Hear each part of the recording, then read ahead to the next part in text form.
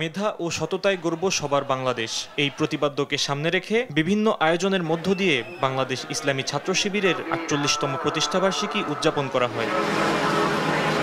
শুক্রবার রাজধানীতে সংগঠনের ঢাকা মহানগর শাখার উদ্যোগে আয়োজন করা হয় বর্ণাঢ্য শোভাযাত্রা। এ সময় ইসলামী ছাত্র শিবিরের সেক্রেটারি জেনারেল বলেন, নতুন বাংলাদেশ গড়তে সবাইকে ঐক্যবদ্ধ হতে হবে। মেধা এবং সততার বিনির্মাণ করে আমরা সবার একটি ইনক্লুসিভ বাংলাদেশ গড়ে তুলব ইনশাআল্লাহ।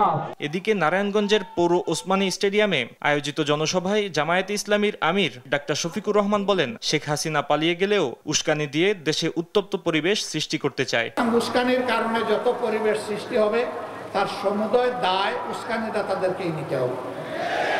আমরা আমাদের সন্তানদেরকে, যুব সমাজকে কথা দিচ্ছি, তোমাদের স্বপ্ন বাস্তবায়নে বাংলাদেশ জামাতে ইসলামী তোমাদের কাছে ওয়াদাবদ্ধ।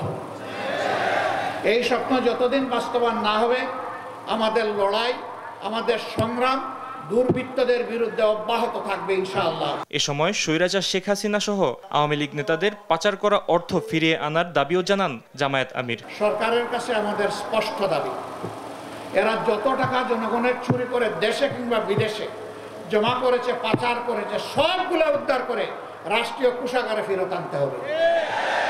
ফাহিম ইউসুফ, দেশ টিভি, ঢাকা।